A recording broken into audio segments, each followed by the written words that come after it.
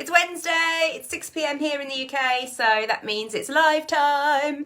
I hope you've all had absolutely fantastic weeks. It's been hotting up here in the southeast of England, so I've had a fantastic couple of days because I bought myself a hammock, in a frame that goes in the garden, and basically I've just been spending my life in there, enjoying the sun, which brings me to our topic for today.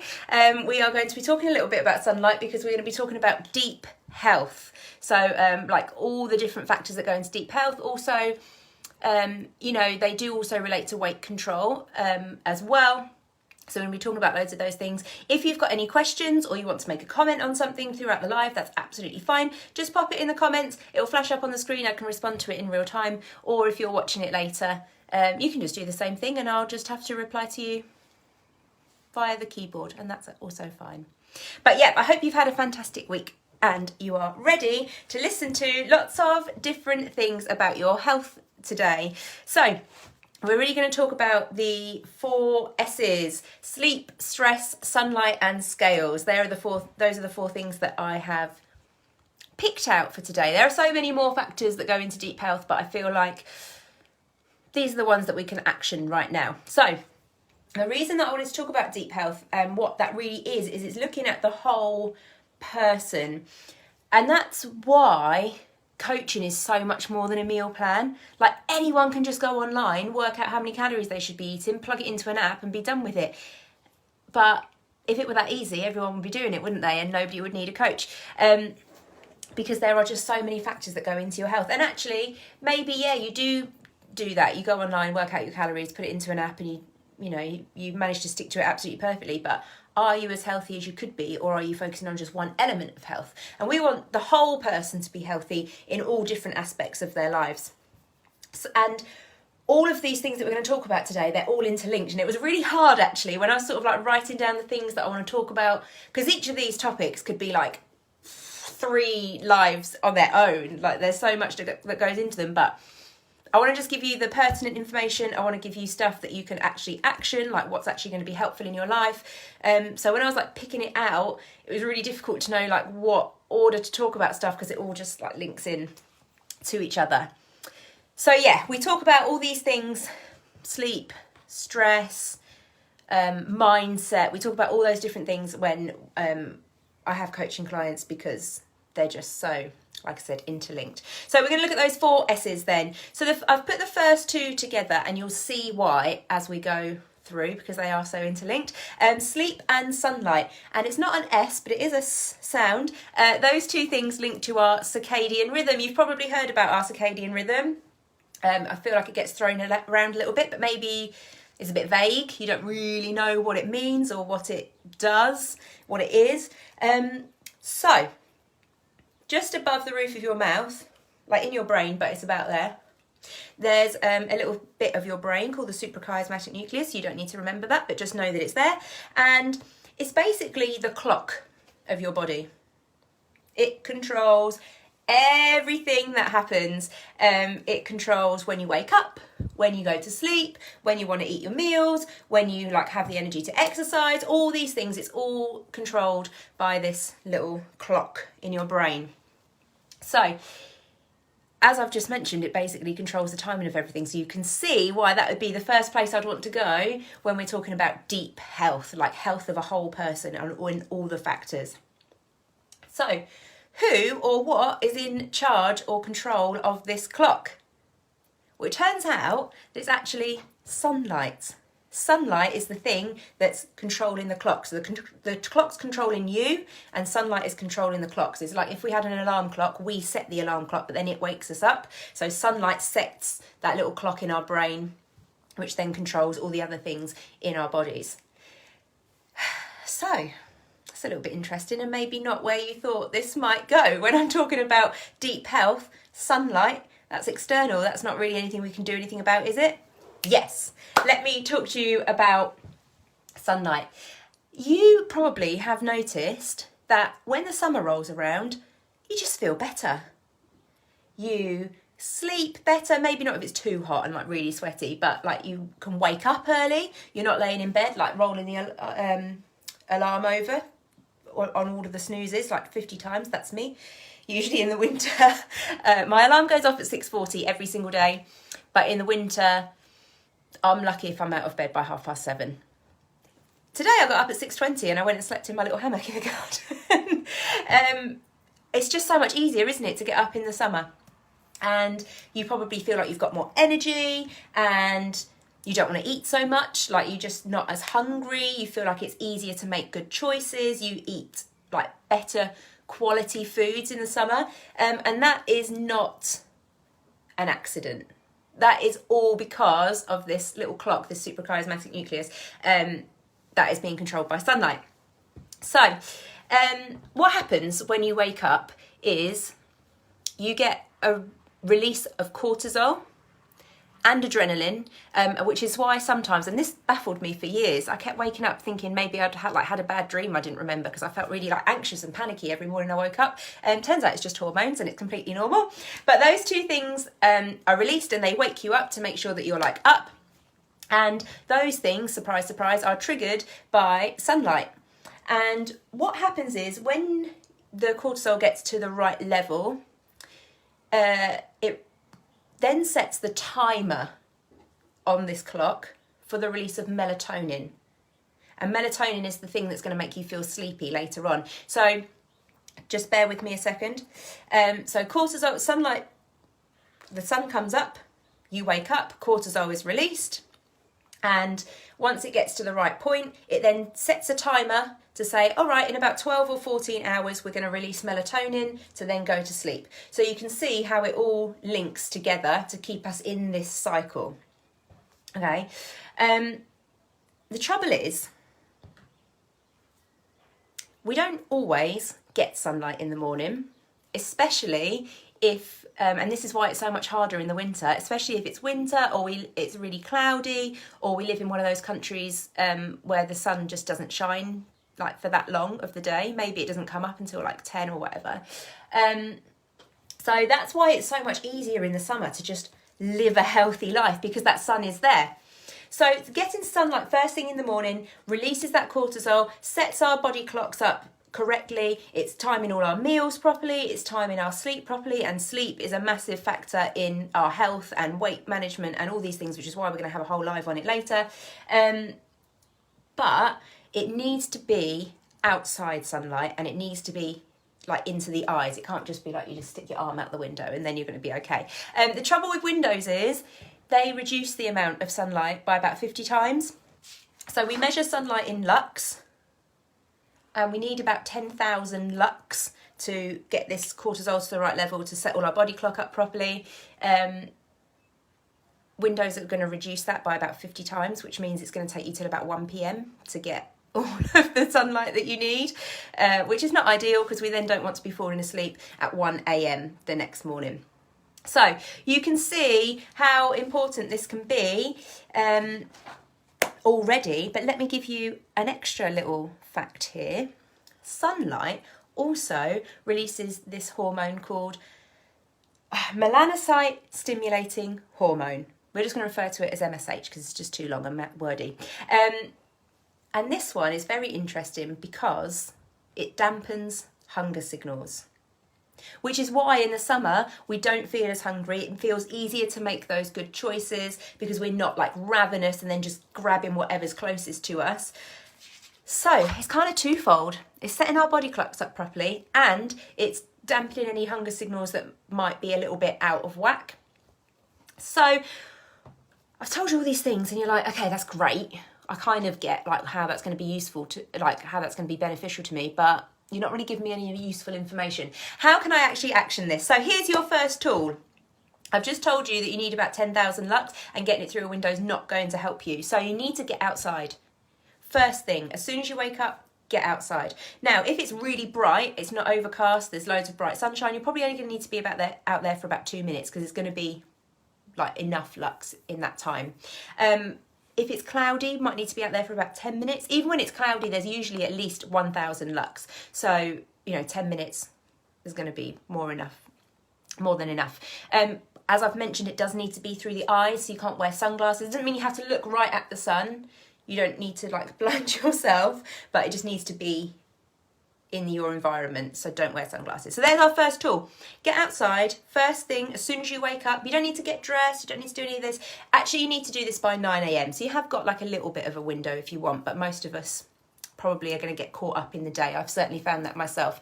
I always say to you guys that I would never advocate or recommend or anything like that really that I haven't done myself. So I actually have been doing this sunlight experiment for the last 2 or 3 weeks maybe. I found it really beneficial. Like I said, I am not someone who gets out of bed easily. I'm pretty sure our neighbours absolutely hate our alarm snooze because it's just constant all morning.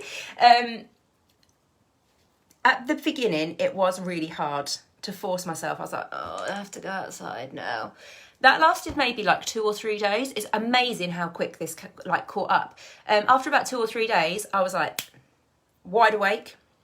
I was bang outside, and it's quite, to be honest, it's just quite nice to have that bit of a slow morning where you just wake up, you're just sitting outside, sort of like getting yourself together. And like I said, it only has to be up to about 10 minutes. And actually, I've totally seen the benefits of like these hunger signals, almost to the point where it's been a problem. Like I've having to make sure that I eat enough for like workouts and things so I don't die during them. Yeah, it has been really, really useful. So that's been my little experiment. I've seen, I'd say like this week, this probably being my 3rd week, I've sort of seen everything click into place. So just give it a try. Like it's free. Sunlight's free, you don't have to pay for it. It's not really too time consuming. It's not too much effort. So just give it a go. There's not really anything you're going to lose by getting 10 minutes of extra sunlight a day. And on top of that, the vitamin D that you get from it is super good for us anyway. So there's your first tool. Try and get outside for about 10 minutes as soon as you wake up, and you'll find that your mornings and your days are going to get so much easier. That's my prediction, but let me know. So yeah, we've talked a lot about sunlight, and then also how getting the sunlight in the morning triggers this release of melatonin at night time, which makes us sleepy. So melatonin's our like sleepy hormone. Once that starts circulating, we're like, oh yeah, we've got to get to sleep now. I don't want to get too deep on sleep because, as I mentioned, next week, like there's so much on that next week I'm going to do a whole live on it. But I think we all know, I think you've probably experienced that when you've had a poor night's sleep, like your choices the next day are not great. You're just really hungry, low energy, you're probably grouchy, you are craving things, you can't rationalise as well, so you're impulsive, you just make those decisions, and then afterwards you're like, oh, I shouldn't have done that, but you can't reason it in the time, you can't do anything because your brain's so fogged from the sleep. So that is the reason why sleep is one of the factors that we coach on, because it does play such a massive part. And you can see, that's why I just wanted to touch on it today, that how this sunlight situation links into the sleep. So even though we haven't talked about sleep yet, and I'm going to give you some more tools for that next week, try this sunlight thing up until then, and then just see if your sleep improves, and from there see if your habits improve. My gut feeling is they will, but I'd be interested to know. So we've covered 2 S's and 1 extra S in circadian rhythm. And the third thing that we're going to talk about, the third S, is stress. Stress. It's been a buzzword as of late. I feel like everyone's talking about stress management and mindfulness and meditation, and those things are great. They can be really, really useful for us.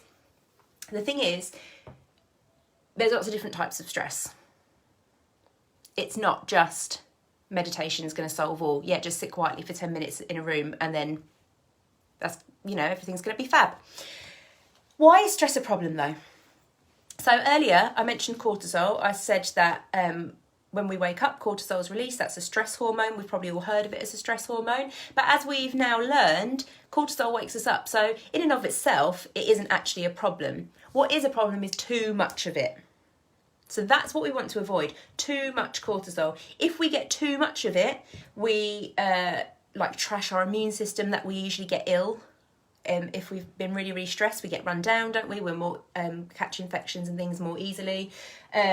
It also links into our sleep. This is what I mean about all these things being so linked together. We usually don't sleep very well, and that also exacerbates the thing because sleep clears cortisol, so, you know, a whole host of badness. It promotes fat storage, which, you know, we're in this group for a reason. That's not what we're looking for. That's not what we want. You've probably also noticed that when you get stressed, something happens in your stomach, and it'll be different for different people, but maybe like you get that rumbly tummy, maybe you feel sick, maybe like digestion slows down. So it is linked to your health. It is linked in more ways than we truly even understand at this point, to be honest. So that's why stress is such a big thing to talk about. So there are different types of stressors, as I mentioned. We have been talking a lot in society, I think, about like mental and emotional stressors, which is where meditation can be really helpful. We've also got physical stressors like diet and exercise. I'm going to give you a bit more of a comprehensive list later when I give you some tools to help you manage your stress. But we've got things that we don't even think about, like existential stress. Some of us are just worried about, like, what's our purpose on the planet? Is what I'm doing the right thing? Am I making a contribution? Like, that is a stress. Who's talking about that? We've got like relational, social stresses. And we've mentioned mental and emotional stress. So all of these things like compound, they all pile up on top of each other. It's not like we're thinking, oh, well, I haven't got much emotional stress going on at the minute, so that's all right. They all add up. I want you to imagine like a bucket. You've got a stress bucket, okay? And that bucket has just got a certain capacity, hasn't it? And what happens when you've filled it up and then you add another drop of water and it starts to overflow?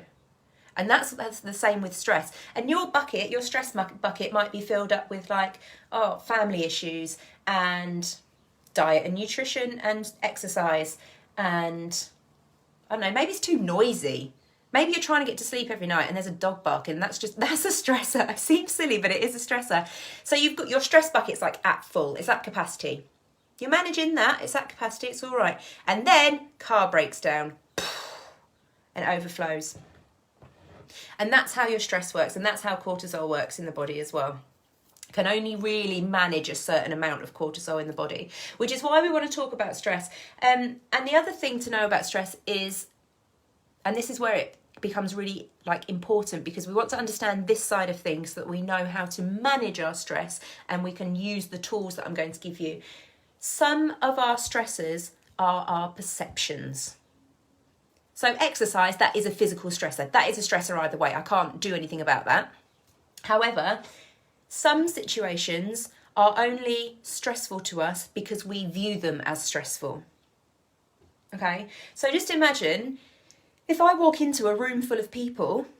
Now, I haven't told you anything about that room full of people. I haven't told you anything about the people. Maybe that's not stressful. Maybe it's friends and family. Maybe it's a load of strangers. And maybe that is really stressful because maybe meeting new people isn't like your bag. Maybe you're not great at that.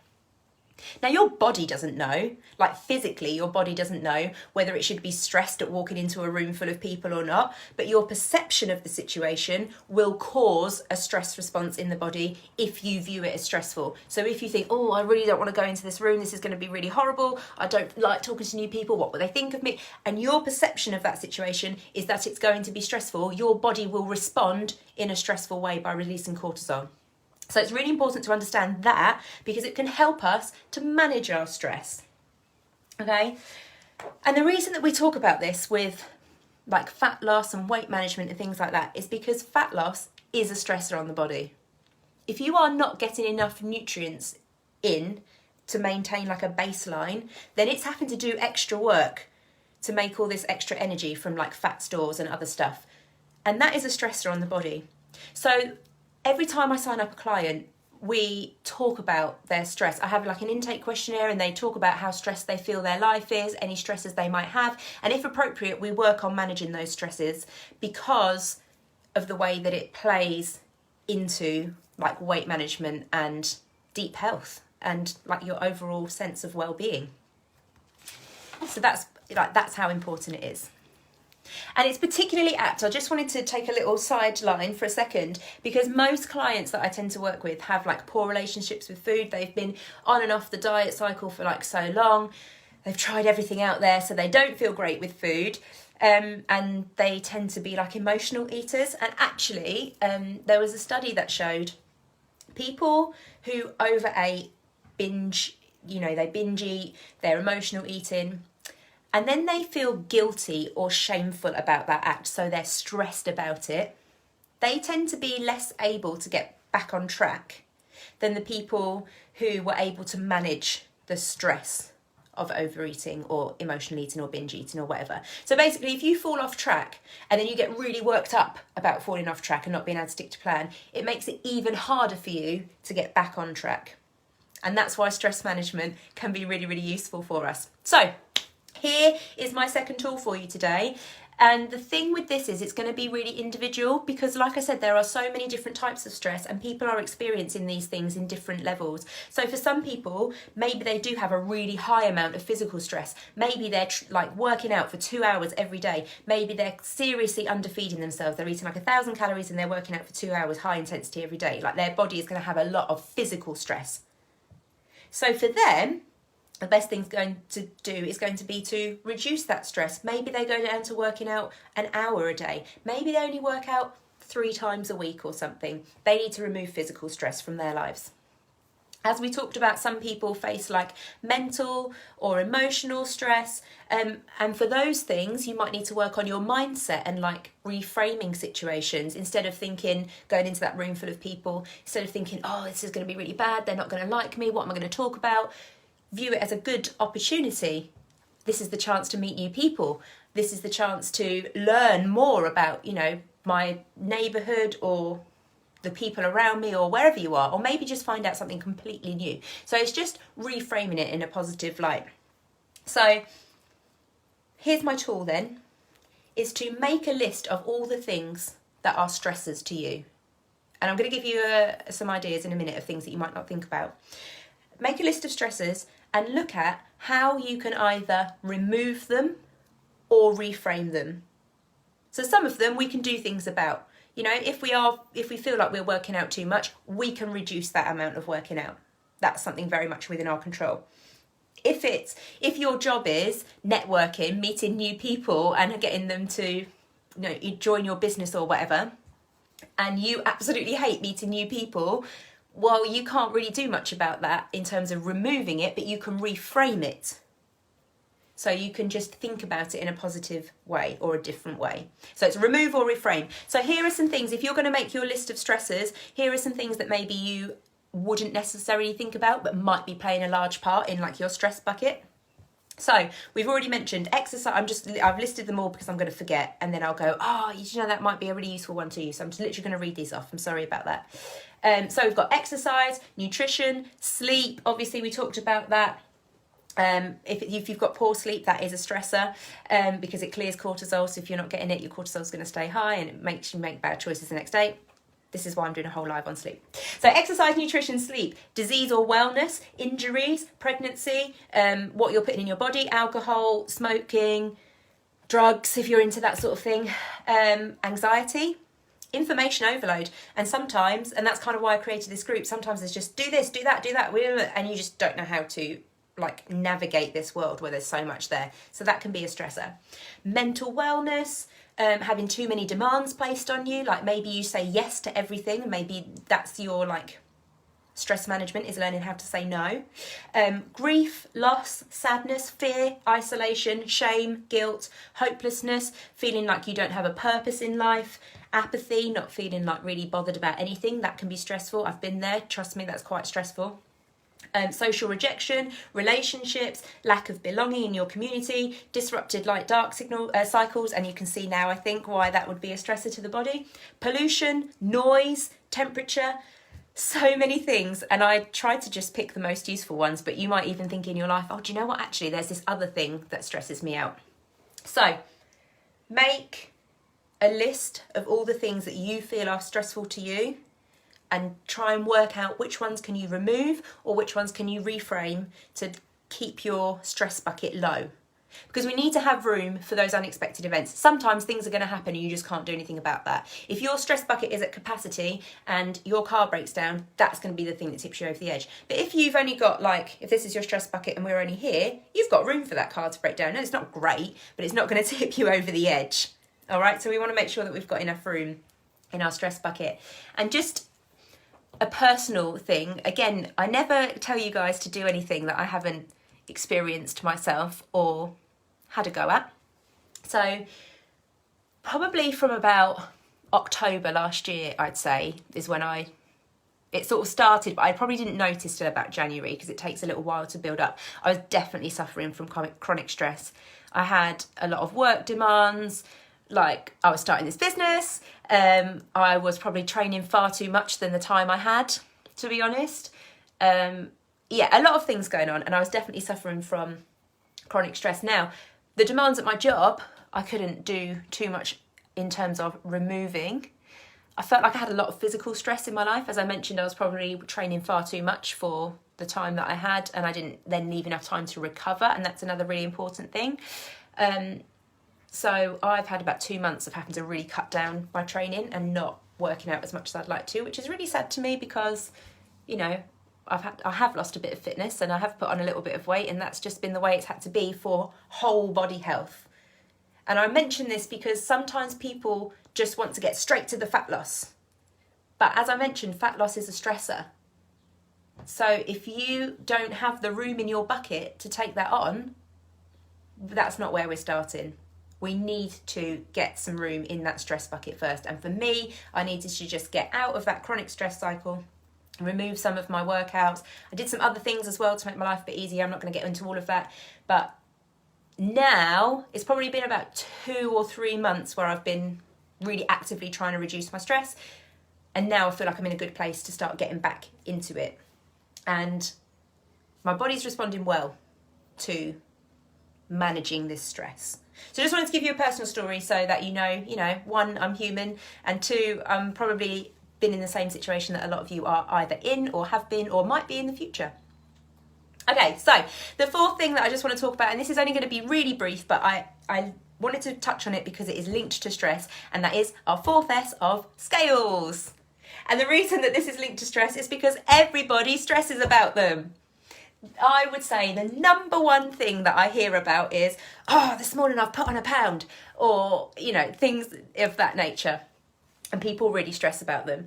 And first of all, I just want to, you all know this. Logically, somewhere in the back of your brain, you know this. But the scales and the number on the scales are not a reflection of deep health. So we've just talked a lot about all the different things that go into making us well as human beings, and the number on the scale is not one of those things necessarily.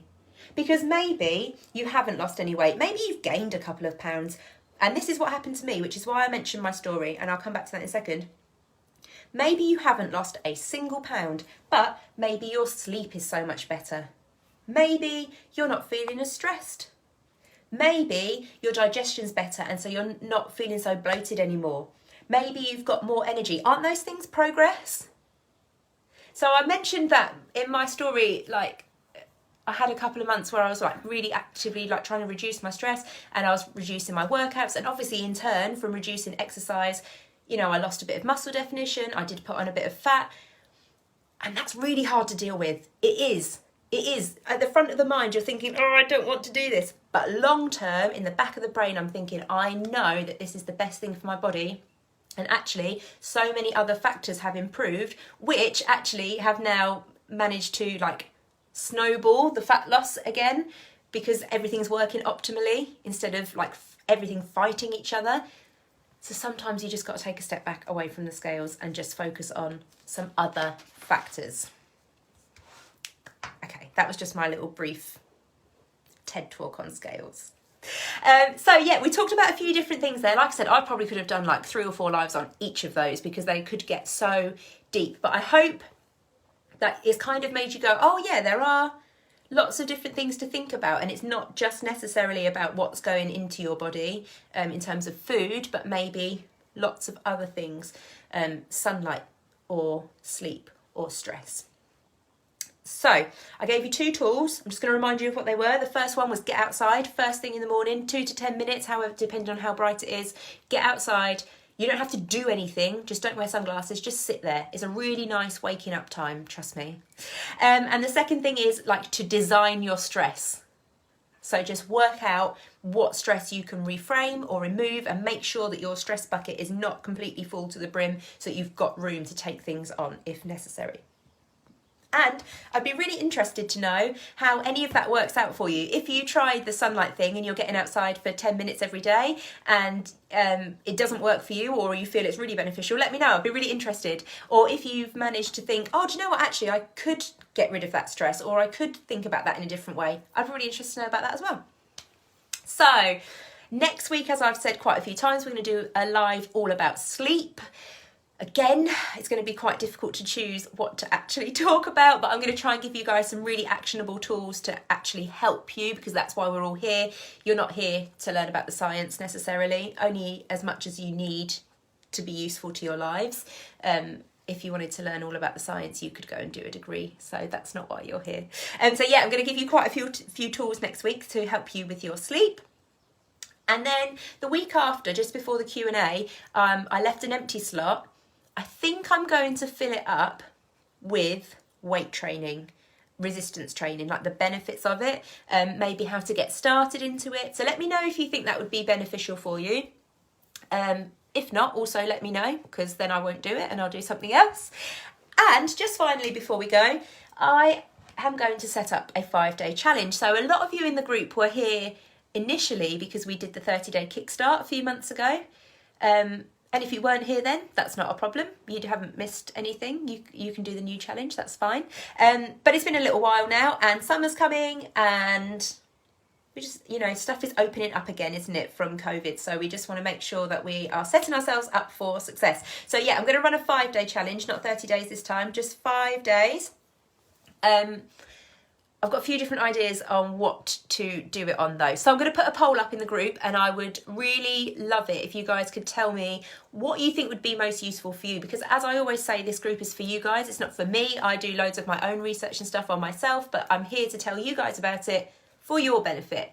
So I want to make the 5-day challenge as useful as possible to you. So yeah, if you could answer the poll and let me know what you think would be most beneficial, then that would be really great. Yes, I'm really happy to hear that you're excited about the weight training, Joe. Yeah, I'm going to do it. It's my favourite thing. Yeah, so thanks for watching. I hope that you have a fantastic rest of your week and let me know how everything goes for you. Bye!